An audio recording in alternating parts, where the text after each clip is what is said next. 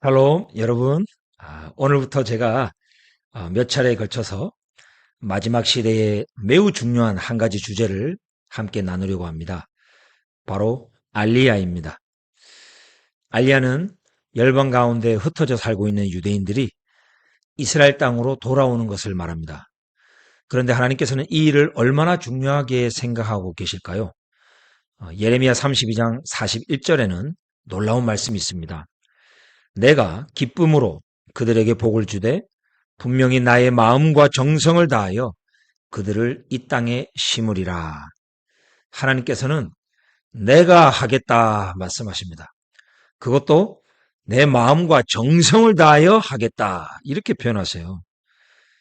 자, 여러분, 오늘날 열방에 흩어져 사는 저 디아스포라 유대인들이 알리야 해가지고 이스라엘 땅으로 돌아오는 것은 하나님에게 너무 중요한 일이고, 그리고 우리 그리스도인들에게는 또 어떤 의미가 있을까요? 좀 더 근본적인 질문을 하나 더 해보겠습니다.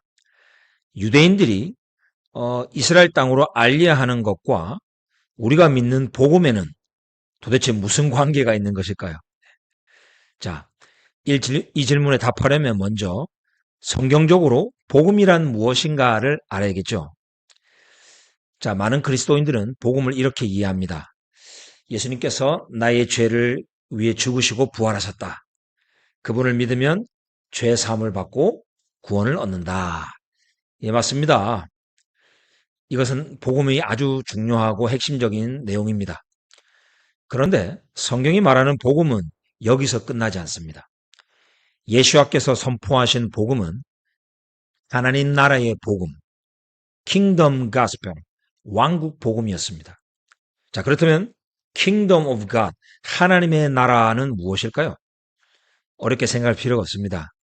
하나님이 왕이 되셔서 말씀으로 통치하는 나라, 그 통치하는 영역, 이것이 하나님의 나라이죠. 그런데 인간의 왕과 하나님은 큰 차이가 있습니다. 인간은 왕이지만 명령을 내려도 이루어지지 않을 때가 많습니다. 하지만 하나님은 전능하신 왕이십니다. 한번 명령하시면 무조건 이루어집니다. 하나님께서 빛이 있으라 말씀하시니 빛이 있었습니다. 그리고 그 빛이 하나님이 보시기에 좋았습니다. 이 좋다, 토브, 이 개념이 여기 처음 나오죠. 하나님이 한번 말씀하셨는데 이루어졌다. 이것이 토브, 좋다라는 겁니다. 이것이 좋은 소식, 복음이라는 거죠. 하나님은 창조 때만 그렇게 하신 것이 아닙니다. 하나님은 아브라함에게 내가 이 땅을 너와 네 자손에게 주리라 약속하셨습니다.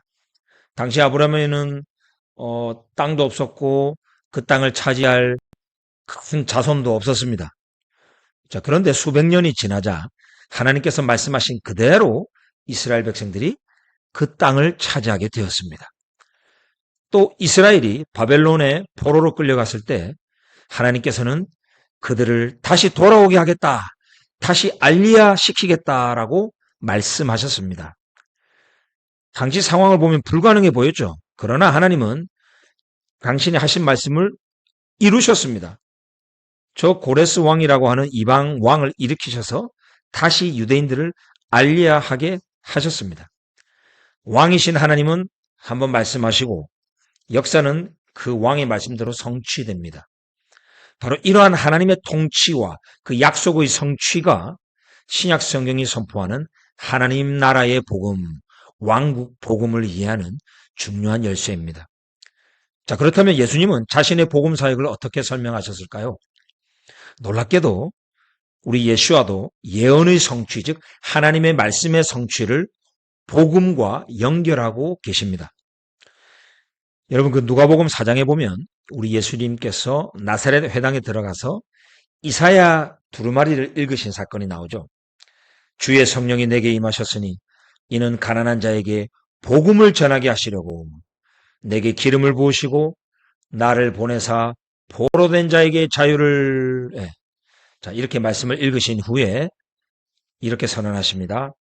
이 말씀이 오늘날 너희 귀에 응하였느니라. 무슨 말입니까?